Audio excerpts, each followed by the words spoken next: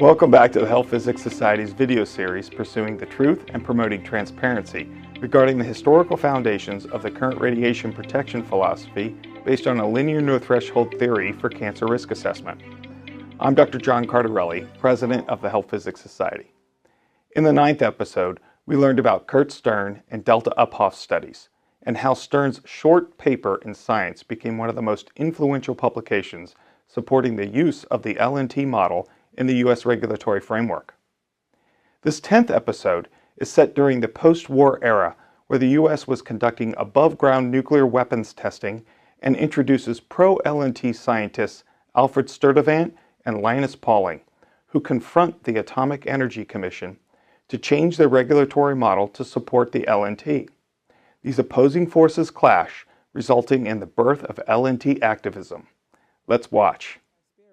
That paper, which advocated LNT, became the most cited and most important paper that led to the U.S. government accepting LNT. Wow. And so now I have to tell you further that in this debate that was going on over Delta and these low controls and so forth, during that time period, Muller was going through these horrific debates with, continuing debates for 15 years and more with Statler over, gene mutation, evolution, and so forth. And a lot broke down to control group mutation and subtleties in mutation. And Muller became, he was just growing hundreds of thousands and thousands of fruit flies and control groups and looking at mutation rates and so forth. And at the same model that Delta was using and that Caspary used and so forth. And so Curt Stern, and he writes to Muller, he says, I'm trying to resolve this control group problem between Delta and Caspary. Can you share with me all the data? I know you're working with you're trying to your work with Statler, and so send me what you have. And so what happens is that Muller sends him his information. I have all copies of his letters and information and so forth. And what Muller says explicitly in the letters is that my data support Caspary. He says that? He says that in writing. He says that in writing. On the control group. Yes, control background. Background mutation. Exactly. Right. He, in the quiet of a letter, in the honesty of an academic, the kind of honesty he had when he said, you should replicate that study. It's the same kind of an honest statement that he makes again. My data support Caspary. And it supported it when he was fighting with Statler when he was at Amherst College, but then he moved on to the University of Indiana, and his work supported it then too. It wasn't that it changed. He supported Caspary's control group all the way. Now, and so what happens is that, however, I'm the only one who sees that memo because I buy everything that they saved. And so I see that, and I know that there's something else going on. And so what happens is that Stern ends up publishing, the Spencer paper and the Caspary paper that disavowed any science.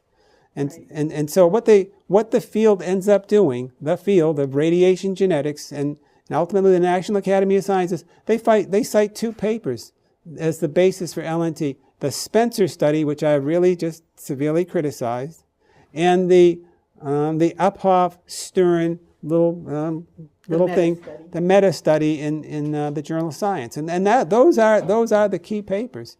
And so what happens then in the aftermath of this, the war's over, papers come out in 1948, 49. In 1950, Muller begins a series of publications in which he attempts to discredit the Caspary studies. And he publishes several papers in big journals and venues. And in it, he explicitly challenges the Caspary study in saying that its control group was aberrantly high. And even though he knew his own data said that it was not aberrantly high. Not only did his own data say that, he said it in his writing. He characterized it that way. He did. And so I see Muller in a series of papers that go throughout the 1950s up until when the National Academy creates this National Committee to evaluate radiation, that Muller is laying out a series of how do you dismiss the Kasperi study. And the Kasperi study is very important to dismiss because the Kasperi study, it establishes the validity of the threshold model. And you had to kill it if you wanted to endorse LNT. And so not only did Kasperi and Stern say, don't take my data seriously in their own paper and their own write-up, they then have Stern and Uphoff trying to rehabilitate the Uphoff data that only... Now, I could understand how they could rehabilitate it. I could understand that. But they could say, in the science paper, they could have said, 6 months ago, we thought that data was uninterpretable. And we also thought that there was investigator bias. And we wrote about that. But, we had a lot of internal debates and discussions. We tested this and we tested that. And guess what? We think that data is reliable. We think it's interpretable. And for these reasons, we don't think that there was investigator bias. And so we have just blown off all that stuff that we sent to our funding agency. Now, to me, I could accept that if they made sound arguments because, people can change their mind. I made a mistake. You go back and you look at things, you see things differently the next day, the next month, maybe bring somebody in to a consultant to look at the whole process and see how it came out. And I can understand how that could happen. But did they do that? No, they didn't. They hid it. They hid it from the scientific community. And the only one who finds that is me. Yeah, you looked at the Uphoff data, is that correct? Oh, yes. What is your opinion? Is it uninterpretable in the first two studies? Or did they just not like the conclusion? Well, it's uninterpretable because the control group is behaving outside the expected norms. And so now whether because she was an inexperienced researcher, she really didn't know what she was doing. It might have been different if Kasperi was there because, he had 15 years more experience than Delta. It's kind of her first real research experience. And I went into the literature with Muller and his papers. And I remember Muller in his early days this was at Texas, when he was at the University of Texas. And Muller was trying to get young students to do his crosses and do other things. And Muller was just exasperated because these kids can't pick it up. It was kind of like what happened to this person in Edinburgh. And perhaps, something like that happened with Delta. It's a big study. It's a big responsibility. I'm picturing myself as a first-year master's student. And what did I know? And I've got the weight of radiation risk assessment for the world on my shoulders. And I've never worked with a fruit fly before. I mean, personally have worked with fruit flies, and I'm glad that I moved on to other things. But there's a lot of attention to detail that goes into that. These people who have gone into it, they're really amazing scientists. But it's an attention to detail that is extremely challenging. And when you are a first-year master's student, and then you go into a culture, and that culture is that you pick up on that culture, and you have to adopt a belief of linearity. And what does that mean for how you do things or don't do things? I mean, I wish that Delta was alive so we could discuss with her today. Why did you write that, Delta? I mean, why did you write that? I can tell you, I tried to find Delta Uphoff's relatives. And I've tried to get whatever letters she may have sent back to relatives and so forth. I have tried to track down everything to try to figure this thing out. And I cannot find any explanation for these conundrums that we have here, except they were written by Stern, and he approved them, and then he failed to share that information with the scientific community. And then the worst thing, and then Muller comes in and lies about the control group data of, this is a Nobel Prize winner, lying he could have come back and said that I'm disavowing my control groups. Now, that's now 1950, 52, 54. I went back and looked at my Amherst College data and my new data over here at the University of Indiana. And, I had problems with that. And my control groups now matched up more with Delta, or however that worked. Give me something more than this, rationalization that totally contradicts your statement, because I have you saying the exact opposite in letters that I still have with Stern. In the meta-study, did they actually take data from the various studies and combine that data so that they had a set of controls that the average would not have been as low as Delta's control group and not as high as did they? No, they didn't. They didn't. They just presented them separately, and in doing so, they were able to kick out any influence of Caspary, that sort of thing, and then had it wasn't a sophisticated meta-analysis. It was a meta-analysis, circa 1948, that sort of thing. But nonetheless, they made their point, and they got these citations, and so what happened is that the field is going forward with a recommendation out of the Manhattan Project that the dose response is linear. So this had the AEC's imprimatur.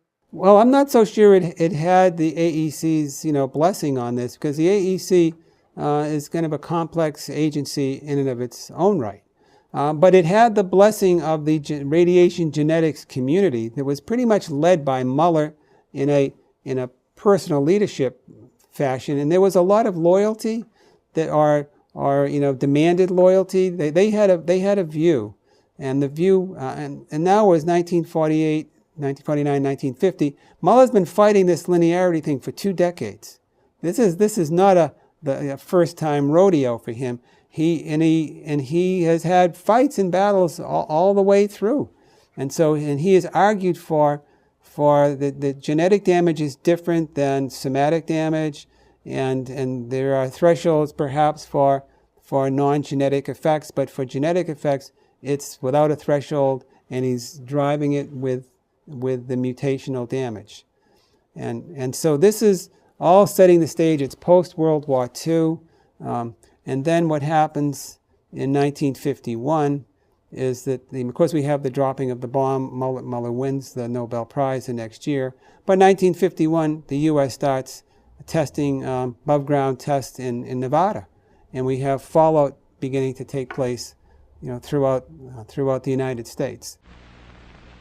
Within an hour, fallout would be a serious problem in the vicinity of explosions which occur on or near the ground. By 7 hours after the attack, the fallout area covers more and more of the country as the prevailing winds expand the fallout in a downwind pattern. 24 hours, 48 hours. Without shelter, millions would face death.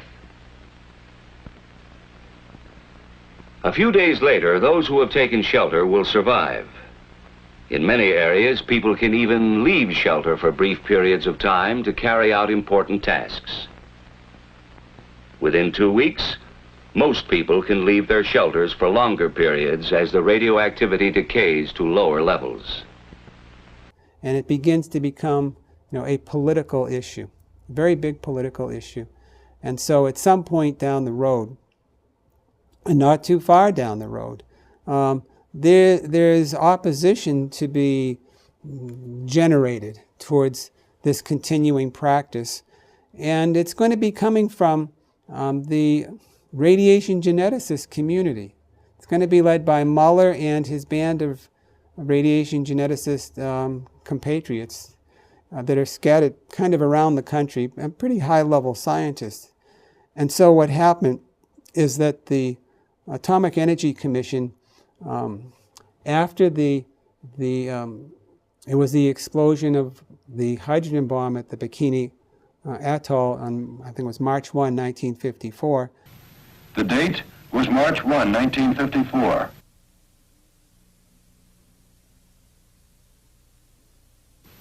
This photograph was taken from an airplane at 50 miles.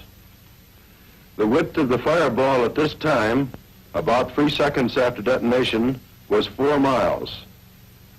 The frame size of the picture is 6 by 8 miles.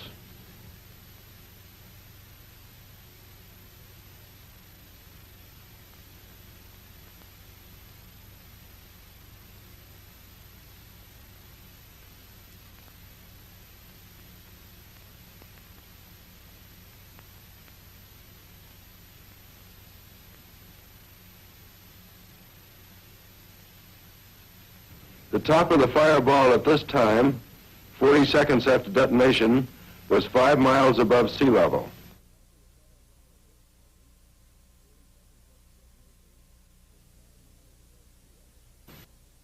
Proved that we can have a high-yield weapon weighing less than 10 tons. The tremendous yield resulted in a serious fallout situation at Bikini and certain other atolls downwind from ground zero. This was the forecast wind direction. The actual wind was in this direction, some 10 degrees less favorable than forecast. Even so, the winds were within the area of acceptable fallout. However, the unexpected high yield caused significant fallout to occur on Rongelap Atoll, 110 miles distant. On Rongerik, 150 miles from Bikini, and on Muterik, 280 miles out. That caused widespread fallout to take place and to even reach the U.S. and so forth. And this caused an awful lot of publicity, a lot of concerns.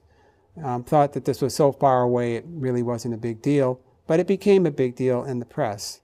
And so what happened is that a fellow by the name of Alfred Sturtevant, he's a professor at Caltech, and he's a radiation geneticist. He was one of the students of Thomas Hunt Morgan, one of the graduate students with Muller, but he's out at Caltech now.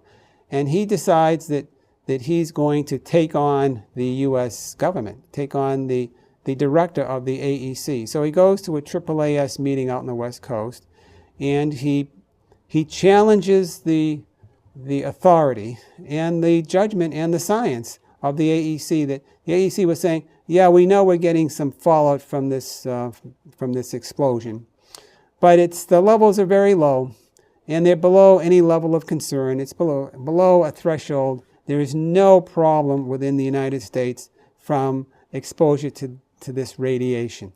And so Sturtevant decides that he isn't going to take this lying down. And he uses his speech to attack the integrity, honesty, and science of a regulatory agency within the United States. And his remarks were then published in Science, and then he published another paper on this. And I have letters from Stern and from Muller to him in the aftermath of all this saying, I support you 100%. That was from Muller. And Stern says, my only regret is that I didn't write it myself. And it's interesting. But those two people, so he got positive vibes from his colleagues, right? And so, but the energy is building to be, there's a fight that's going to be taking place. And it's really over the nature of the dose response in the low dose zone.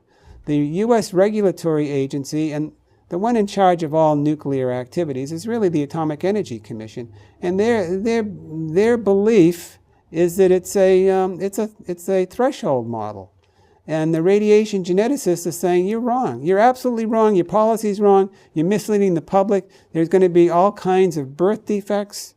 Then they made calculations of all kinds of birth defects, kids born with all kinds of problems, and then cancers and everything else under the sun, and so. That's interesting. That's the first time you mentioned the cancer connection, really, because up till now we've been talking about the mutation and the genetics changes that take place, which, if my understanding is correct, in all the studies done on the nuclear bomb survivors, we really have not detected a signal of genetic changes in humans. from that irradiation.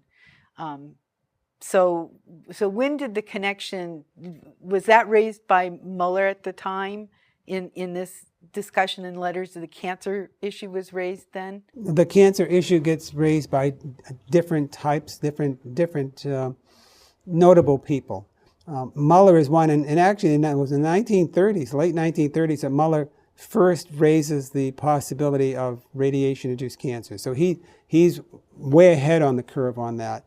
But the fight is really being waged by notable people, multiple notable people outside of Muller.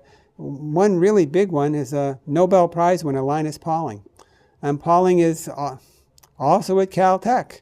He's the head of chemistry and chem engineering.